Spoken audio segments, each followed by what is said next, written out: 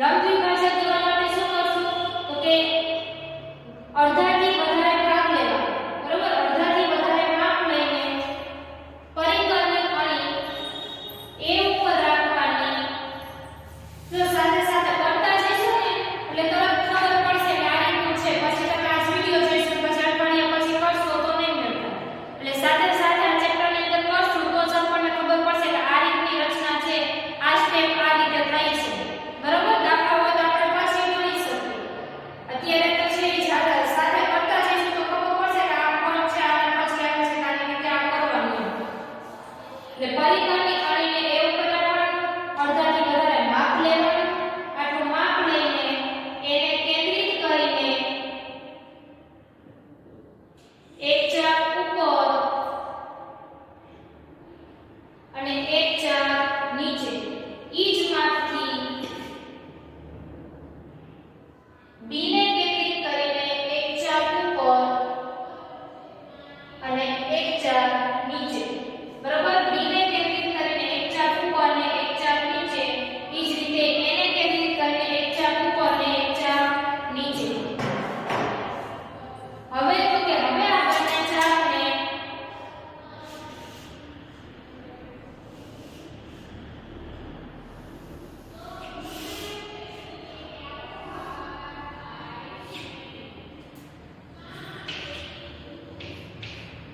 આને નામ આપી દેવાનું P, આને નામ આપવાનું Q.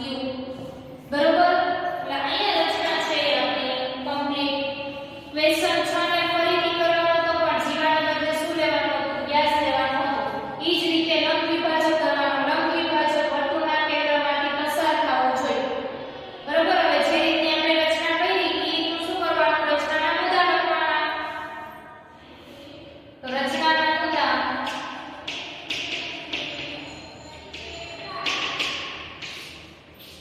પેલો પોઈન્ટ કે વર્તુળ કોઈ જગ્યા પર બિંદુ C નક્કી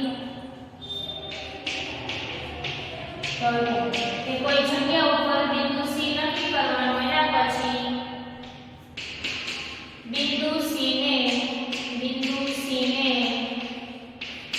કેન્દ્રિત કરી 3.4 સેમી ત્રિજ્યાનું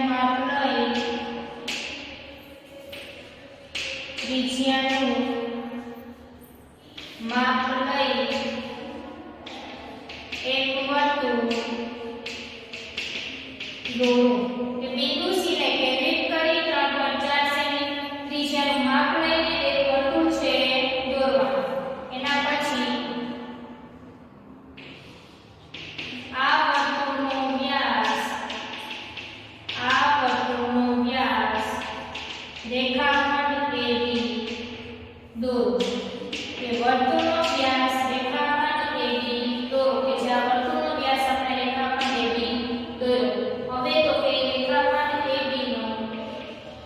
આ વ્યાસ રેખાખંડ AB નો લંબ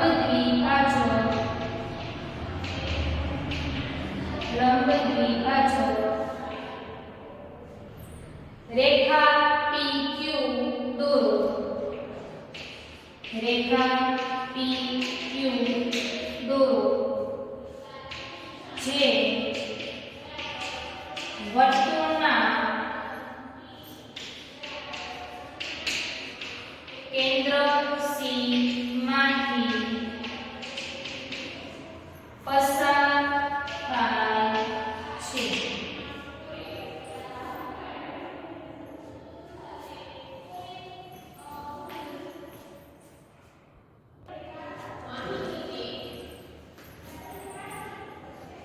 હવે એના પછીનો ક્વેશ્ચન આપણે જોઈએ ક્વેશ્ચન 8 નો. કે ક્વેશ્ચન 8 ની અંદર 4 સેમી ત્રિજ્યાવાળું વર્તુળ દોરો. તેની કોઈ પણ બે જીવા દોરો. હવે જો કીધું છે ને આપણને બધા એક જ રીતના દાખલા થાય છે. બરોબર? જે પહેલા હતું તો રેખાખંડ હતું, એના પછી આવ્યું તો કે રેખાખંડ દોરીને દ્વિભાજક. હવે આવ્યું તો કે બધા વર્તુળ દોરીને એની જીવામાંથી અથવા તો વ્યાસમાંથી અથવા ત્રિજ્યામાંથી છે આપણે એના દ્વિભાજક કરવાના. તો આ એવો જ દાખલો છે કે 4 સેમી ત્રિજ્યાનું વર્તુળ દોરો. તેની કોઈ પણ બે જીવા દોરો. પહેલા વર્તુળ દોરવાનું, પછી બે જીવા દોરવાનું અને આ બંને જીવાના લંબ દ્વિભાજકની રચના કરવાની અને પરસ્પર એટલે કે એકબીજાને ક્યાં છેદે છે એ જોવાનું. હવે સૌથી પહેલા આપણે 4 સેમી ત્રિજ્યાવાળું વર્તુળ દોરીએ. તો સ્કેલની મદદથી અને પરિકરની મદદથી બરોબર 4 સેમી ત્રિજ્યાનું વર્તુળ છે એ ડ્રો કરવાનું છે. 4 સેમી ત્રિજ્યાનું વર્તુળ કઈ રીતે લેશો 4 સેમી ત્રિજ્યા? તો કે પરિકરની મદદથી સ્કેલ ઉપર છે એ 0 થી 4 જેટલું માપ લેવાનું. 0 થી 4 જેટલું છે એ માપ લેવાનું છે આવી રીતે બરોબર. અને માપ છે ને વ્યવસ્થિત સ્કેલ છે એને નીચે રાખવાની. સ્કેલ નીચે રાખીને જે બુક હોય બુક ઉપર રાખીને પછી વ્યવસ્થિત 0 થી 4 સેમી નું માપ લેવાનું થશે. આવી રીતે સ્કેલ રાખવાની. પછી પરિકરની અણી 0 ઉપર અને જે પેન્સિલની અણી હોય ને એ 4 ઉપર ચોથા લીટા ઉપર આવી રીતે આટલું માપ છે એ લેવાનું. એટલું માપ લેવાઈ જાય બરોબર. એટલું માપ લઈને પેજ ઉપર કોઈ જગ્યાએ બિંદુઓ છે નક્કી કરી નાખવાનું બરોબર. હવે 4 સેમી નું જે આપણે પરિકરની મદદથી માપ લીધું છે બરોબર. એમાં પરિકરની જે અણી છે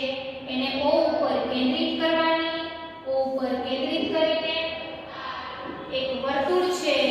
એ આવી રીતે ડ્રો કરવાનું છે. O ઉપર કેન્દ્રિત કરી અને એક વર્તુળ છે એ ડ્રો કરવાનું બરોબર.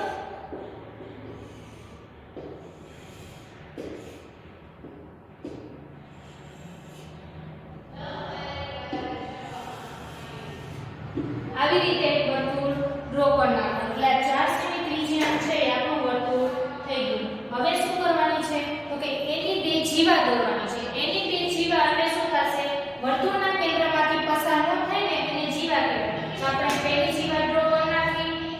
બરોબર. આ પહેલી જીવા.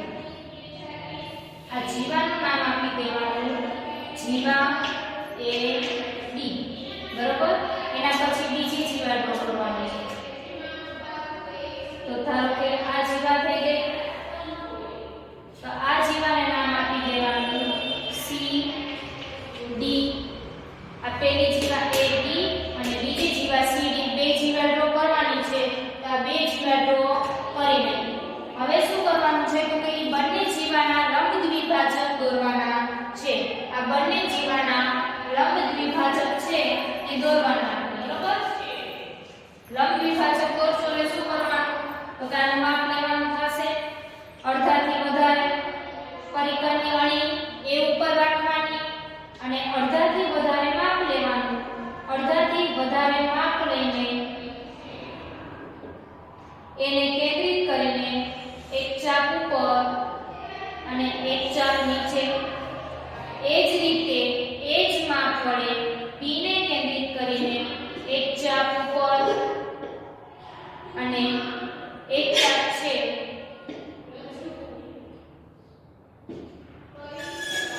એ નીચે ડ્રો કરવાની થશે બરોબર. આ એક ચાપ ઉપર ને એક ચાપ નીચે ડ્રો કરી. હવે તો કે હવે આ બંને ચાપને છે એ જોઈન્ટ કરવાની.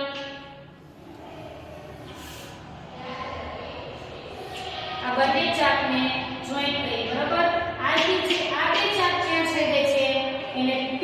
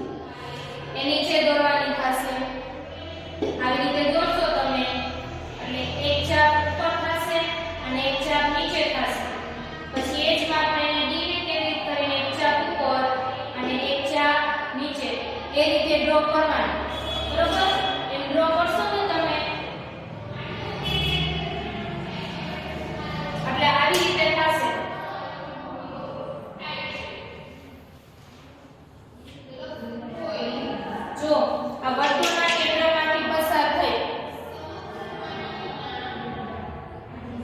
વર્તુળના કેન્દ્રમાંથી છે પસાર થઈ છે બરોબર અહીંયા પણ બીજી ચાપ આવશે મારે થોડીક આગળ થતી હતી બરોબર અને નો દોરા તમારે આ રીતે ડ્રો કરવાની થશે વર્તુળના કેન્દ્રમાંથી પસાર થઈ આ બંને ચાપ છે છેદે આને નામ આપી દો એમ આ બંને ચાપ છે છેદે એને નામ આપી દો એ એટલે આનો આપણે જોઈ AB નો લંબ દ્વિભાજક જોયો અને CD નો લંબ દ્વિભાજક જોયો બરોબર પછી બંનેના ચાપ છે છેદે એને નામ આપી દેવાનું એમ અને એમ આ ચાપ છે એ પણ જે વર્તુળના કેન્દ્રમાંથી પસાર થાય છે અને આ પણ વર્તુળના કેન્દ્રમાંથી પસાર થાય છે બરાબર તો ખાલી આટલી આકૃતિ જ આપણે જોવાની હતી આકૃતિ અહીંયા કમ્પ્લીટ હવે રચનાના મુદ્દા લખતા જઈએ અને આકૃતિ ઉપર પણ ધ્યાન છે આપતા જશું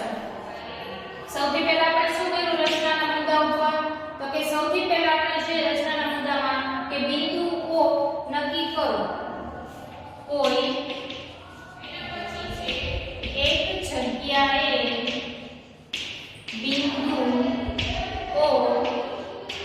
નક્કી કરો કોઈ એક જગ્યાએ બિંદુ O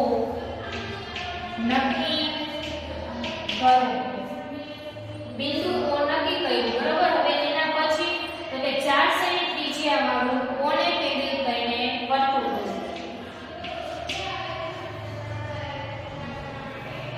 કેન્દ્ર O ને કેન્દ્રિત કરી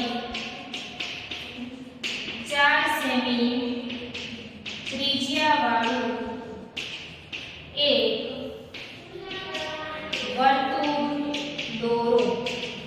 કઈ રીતે કોને કેન્દ્રિત કરીને 4 સેમી ત્રિજ્યાનું એક આખું વર્તુળ દોર્યું કેન્દ્રિત કરીને તેનો મતલબ એમ થાય પરિકરની અણી ત્યાં રાખીને બરાબર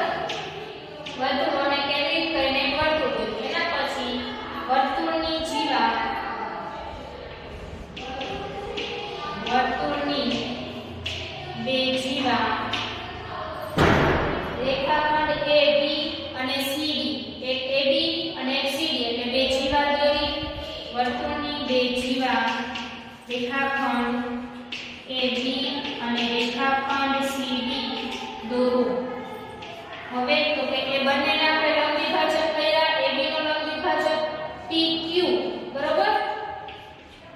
અને જે CD છે એનો લંબ દ્વિભાજક આપણે જોઈએ તો શું થયો MN હવે રેખાખંડ AB નો લંબ દ્વિભાજક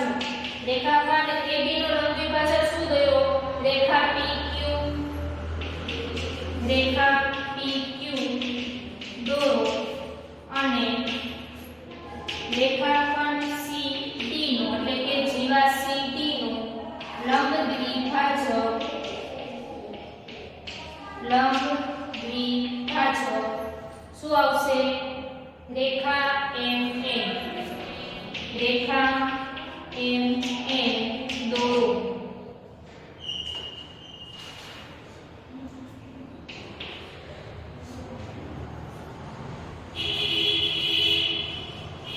આ બંને લંબ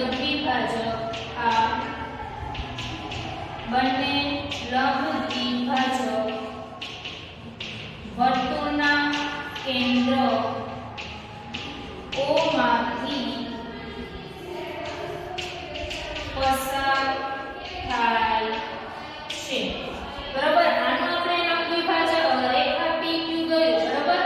આની રેખા એને દોરી હવે બંને લંબ દ્વિભાજક છે આ અને આ બરાબર આ બંને લંબ દ્વિભાજક છે એ બંને વર્તુળના કેન્દ્રમાંથી પસાર થયો આ જો વર્તુળના કેન્દ્રમાંથી પસાર થાય છે આ પણ વર્તુળના કેન્દ્રમાંથી જ પસાર થાય છે તો બંને રેખા પર બંને દ્વિભાજક છે એ વર્તુળના કેન્દ્રમાંથી પસાર થાય છે તો અહીંયા આપણો જે ક્વેશ્ચન 7 નો છે એ પૂરો થાય છે હવે ક્વેશ્ચન 8 મો પૂરો થયો હવે આવશે ક્વેશ્ચન 9 મો અત્યાર સુધી આપણે વર્તુળના જે દ્વિભાજક હતા બરોબર એના આપણે દાખલા જોયા કે રેખાખંડ રચના જોઈ રેખાખંડ દોરવાની એના પછી આપણે જોયું રેખાખંડના દ્વિભાજક દોર્યા પછી વર્તુળનું માપ લીધું વર્તુળના દ્વિભાજક કઈ રીતે દોર્યા હવે આવે છે ખૂણા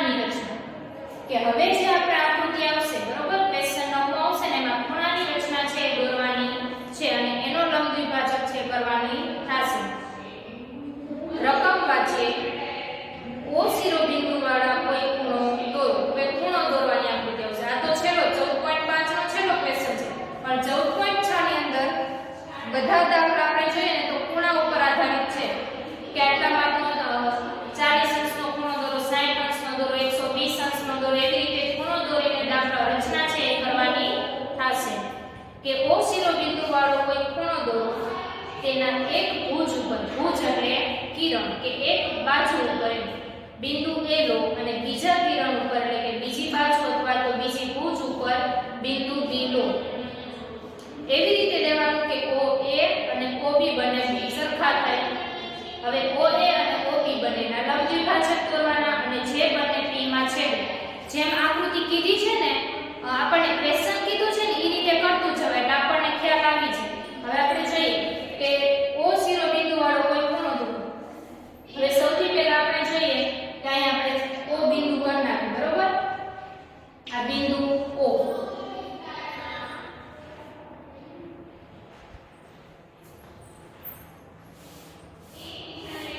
બિંદુ O આપણે દોર્યો હવે જે રીતે કે છે એ રીતે આપણે ક્વેશ્ચન માં આપેલી છે જે રકમ એ રીતનું કરતું જવાનું બિંદુ O શિરોબિંદુ વાળો કોઈ ખૂણો દોરો એટલે સૌથી પહેલા ખૂણો દોરવાનો આપણને માપ કીધું નથી કે આ માપનો ખૂણો દોરો બરોબર એટલે ગમે તે માપનો ખૂણો છે એ આપણે ડ્રો કરી શકીએ એટલે ખૂણો છે આપણે ડ્રો કરી નાખીએ આપણે ખૂણો ડ્રો કર્યો એનું શિરોબિંદુ ક્યુ લીધું બિંદુ O હવે છે આને થોડો લાંબો રાખવાનો બરાબર સ્કેલની મદદથી લંબાવવાનું છે સ્કેલ લીધા વગર નહીં આને નામ આપી દેવાનું બિંદુ M અને નામ આપી દેવાનું બિંદુ M એટલે શું થયું ખૂણો બની ગયો ખૂણો FOM આપણે શું ડ્રો કર્યું ખૂણો FOM હવે શું કે છે તો કે તેના કોઈ એક કિરણ ઉપર બિંદુ A લો હવે ધારો કે આપણે અહીંયા બિંદુ A છે લઈએ છીએ કે આ છે બિંદુ A એના પછી બીજા કિરણ પર બિંદુ B આનું બીજું કિરણ એના ઉપર લીધું બિંદુ B એક ઉપર બિંદુ A અને બીજા ઉપર બિંદુ B હવે એવી રીતે બિંદુ લેવાનું છે કે OA થી OB નું માપ છે સરખું થાય આવી રીતે આપણે A અને O બિંદુ લીધું બરોબર હવે જોવાનું સ્કેલનો જે ભાગ છે 0 ઉપર રાખીને આટલું જોવાનું આ માપ A 0 થી A નું માપ સરખું થાય છે અને અહીંયા O થી B નું માપ છે સરખું થાય છે તો જો બંને સરખું થાય છે અહીંયા જુઓ 0 થી માંથી ક્યાં આવે છે O0 અને આ ભાગ છે 80 પછી B નું આપણે જોઈએ તો O ઉપર 0 અને આ માપ છે 80 ઉપર બરોબર એટલે A થી B નું માપ કેવું થશે તો કે સરખું થશે હવે એના પછી શું કે છે કે OA અને OB બંનેના લંબ દ્વિભાજક દોરો હવે OA અને OB બંનેના લંબ દ્વિભાજક દોરવાના છે એટલે OA થી માપ લેવાનું અને એનું લંબ દ્વિભાજક દોરવાનું OB નું માપ લેવાનું અને એનું લંબ દ્વિભાજક દોરવાનું OA જેટલું માપ લીધું હવે શું કરવાનું લંબ દ્વિભાજક માટે તો કે પરિઘની અણી O ઉપર રાખવાની અને પેન્સિલની જે અણી આવશે તમારે ક્યાં રાખવાની A ઉપર પરિઘની અણી O ઉપર પેન્સિલની અણી A ઉપર આટલું માપ લઈને લંબ દ્વિભાજક એટલે કે O ને કેન્દ્રિત કરીને એક ચાપ ઉપર એક ચાપ નીચે ઈ જ રીતે B ને કેન્દ્રિત કરીને A ને કેન્દ્રિત કરીને એક ચાપ ઉપર અને એક ચાપ આવશે નીચે જો આવી રીતે મારે ચાપ આવી અહીંયા ચાપ છે કે આ ચાપને છેદતી નથી તો હવે શું કરવાનું તો કે આ ચાપને થોડી લંબાવી દો આ ચાપ છે એને થોડી લંબાવી દેશો એટલે ચાપ છે છેદશે જો છેદે છે O એ જેટલું માપ લીધું O ને કેન્દ્રિત કરીને એક ચાપ મારી ઈ ચાપ છે નીચે મારી બરોબર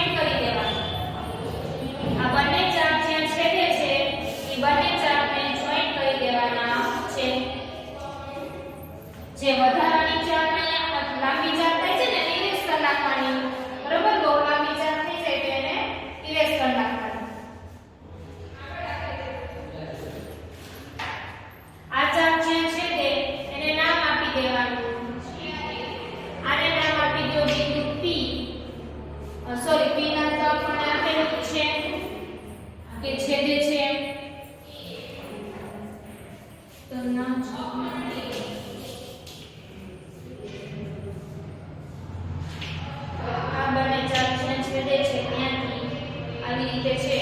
જો આ બંને સેન્ટરમાં થાય છે બરોબર આ જ રીતે હવે જરૂર લાગે ખાલી રેખા જોઈ ચાપને છબે છબે શું કરવાનું નીચેની તરફ છે લંબાવી દેવાનું લાગી કે લાંબી થઈ જશે ચાપ બરોબર આને નામ આપી દેવાનું રેખા એ હવે ઈ જ રીતે છે કે કોનું માપ લઈને આપણે ચાપ ડ્રો કરી દ્વિભાજકની ઈ જ રીતે OB નું માપ લેવાનું OB જેટલું માપ લેવાનું એકવાર B ને કેન્દ્રિત કરીને ચાપ દોરવાની ઉપર B ને કેન્દ્રિત કરીને ચાપ દોરવાની ઉપર અને એકવાર B ને કેન્દ્રિત કરીને ચાપ દોરવાની નીચે બરોબર હવે ઈ જ રીતે ઈ જ માપ લઈને એકવાર O ને કેન્દ્રિત કરીને દોરવાની અને એકવાર ઉપર અને નીચે હવે જુઓ આ ચાપ જુઓ અહીંયા મોટી થઈ છે આ ચાપ અહીંયા થાય છે પણ આ ચાપ અહીંયા છેદે છે તો કે છેદતી નથી આપણે જે A થી ચાપ દોરી સોરી B થી ચાપ દોરી છે એ છેદતી નથી તો એ ચાપનું માપ જે છે એ થોડું આપણે લંબાવી દેવાનું જો આ ઉપરના ભાગમાં મેં લંબાવી બરોબર એ જ રીતે અહીંયા નીચેના ભાગમાં પણ લંબાવી દેવાનું હવે આપણે જોશું એટલે ચાપ છે એ થોડી છેદશે જો હવે અહીંયા ચાપ છેદે છે હવે અહીંયા ચાપ છેદે છે જ્યારે એકબીજાને છેદતી હોય ને તો ચાપને પાછું ઈ માપ લઈને લંબાવી દેવાનું થોડુંક મોટું માપ લઈ લેવાનું હવે જો એકબીજા ઉપર આવી રીતે બંને છે જોઈન્ટ કરી નાખે બંને ચાપને બંને ચાપ જોઈન્ટ થઈ આને નામ આપી દો રેખા એ હવે આ બંને ચાપ જ્યાં છેદે હવે ક્વેશ્ચન ની અંદર આપણને શું કીધું છે કે બંને ચાપ છે એ P બિંદુમાં છેદે છે તો આ ચાપની રેખા જે દોરી અને આ ચાપની રેખા જે દોરી એ બંને ક્યાં છેદે છે અહીંયા બિંદુ P માં નામ આપ્યું હોય ઈ જ નામ છે રાખવાનું છે આખી રીતે નથી રાખવાનું એટલે અહીંયા આપણને બિંદુ P નામ આપ્યું છે તો બંને ચાપ બિંદુ P માં છેદે છે હવે કહે છે કે PA બરાબર PB થાય છે ત્યાંથી PA બરાબર PA જેટલું માપ ને PB બંને માપ સરખું થાય છે પછી સ્કેલની મદદથી જોઈ લેવાનું ડોટ વાળી લાઈન કરી ત્યાં PA નું માપ બરાબર અને આટલું માપ થશે તો એ PB નું માપ હવે અહીંથી જોવાનું PA નું માપ છે થાય છે અહીંયા છે PA નું માપ થાય છે બરોબર તો થાય છે અહીંયા P બિંદુથી A છે એ મારે આટલું થાય છે 65 જેટલું અને અહીંયા પણ છે એ 65 જેટલું જ માપ છે થાય છે તો PA બરાબર PB થાય છે અને આ OA બરાબર OB થાય છે આવી રીતે છે આખી આકૃતિ છે તૈયાર કરવાની છે એટલે આકૃતિ છે આપણી દોરાઈ ગઈ છે હવે રચનાના મુદ્દા આપણે જોઈએ બરોબર હવે સૌથી પહેલા શું કરવાનું રચનાના મુદ્દામાં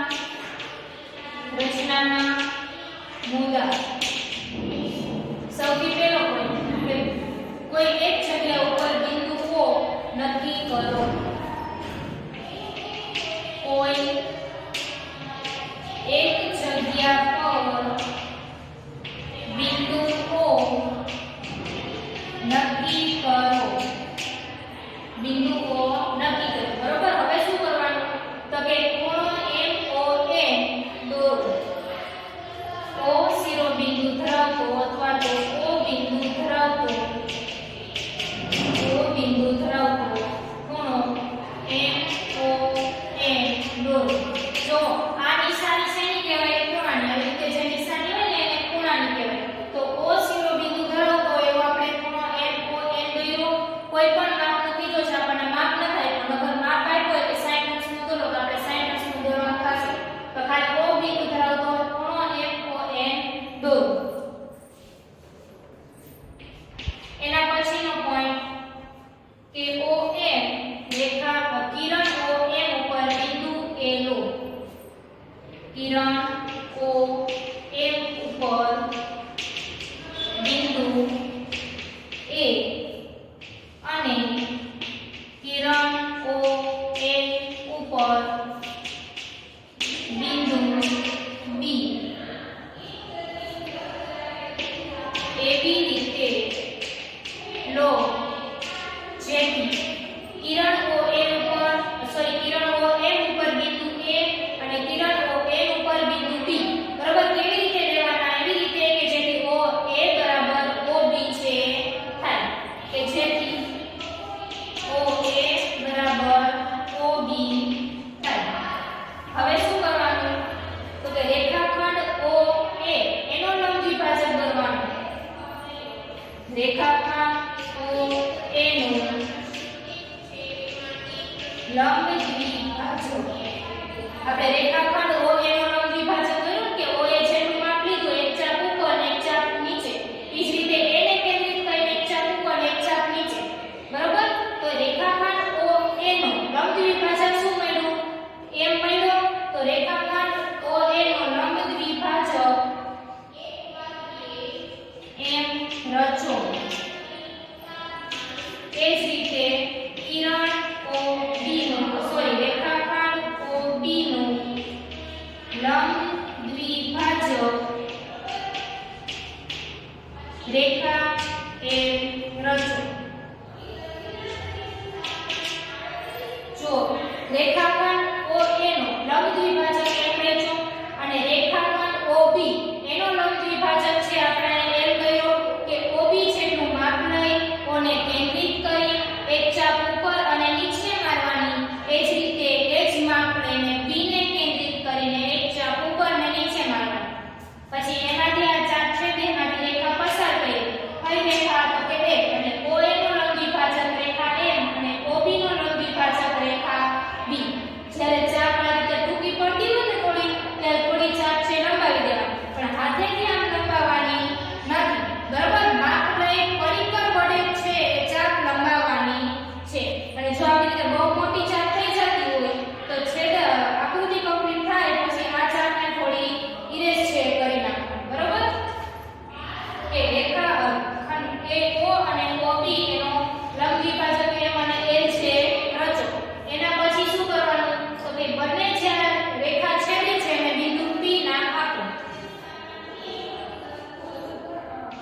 એલ અને એમ પરસ્પર છેદે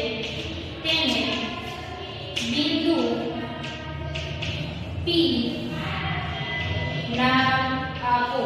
એલ અને એમ છે પરસ્પર છેદે છે તેને બિંદુ પી નામ આપો જે આપણને ક્વેશ્ચનમાં કીધેલું છે એના પછીનો પોઈન્ટ કે જેથી રેખાખંડ પી એ અને રેખાખંડ પી બી દોરો અને તેને દ્વિભાજક વડે માપો દોરો જેથી પી એ બરાબર પી બી થાય છે કે હવે શું કરવાનું છે તો કે રેખાખંડ એલ અને એમ જ્યાં છે તેને બિંદુ પી નામ આપ્યું બિંદુ પી નામ આપ્યું એટલે પી થી એ નું અંતર અને પી થી પી નું અંતર છે જોવાનું પહેલા સૌથી પહેલા પી એ અને પી બી છે એ ડ્રો કરી નાખવાનું જ્યાં ટૂંક ડોટ વાળી લાઈન મેં ડ્રો કર્યું છે એટલે પી થી એ નું માપ અને પી થી બી નું માપ બરોબર દોરવાનું અને જોવાનું તો બંનેનું માપ કેવું થશે સરખું થશે તમારે જે લંબ દ્વિભાજક આવે ને કંપાસ પેટર્ન જે સાધન હોય ને એની અંદર લંબ દ્વિભાજક હોય એનાથી આવી રીતે માપી લેવાનું નાનું માપ સરખું થાય છે તો આ બંનેનું માપ કેવું થશે સરખું થશે જો સરખું થાય તો આકૃતિ સાચી એવું લાગે ને તો એકવાર સ્કેલ થી ને જોઈ લેવાય આવી રીતે કે 0 થી આનું માપ 65 થાય છે આનું માપ એ મારે 65 થાય છે સ્કેલ અલગ છે એટલા માટે બરોબર તમારે માપ છે ઓછું થતું હોય 5 કા 6 સુધીનું થતું હોય આટલો માપ 6 સુધી થતો હોય 0 થી 6 સેમી આ માપ 6 સેમી થતું હોય બરોબર તો આ રીતની આકૃતિ આવે તો આકૃતિ સાચી બરોબર આ રચનાના મુદ્દા હવે અહીંયા છે સ્વાધ્યાય 14.5 છે એનો ક્વેશ્ચન નવમો છે કમ્પ્લીટ થાય છે અને સ્વાધ્યાય 14.5 છે એ પણ અહીંયા કમ્પ્લીટ થાય છે તો આજે અહીંયા સુધી રાખશું આવતા લેક્ચરની અંદર સ્વાધ્યાય 14.6 છે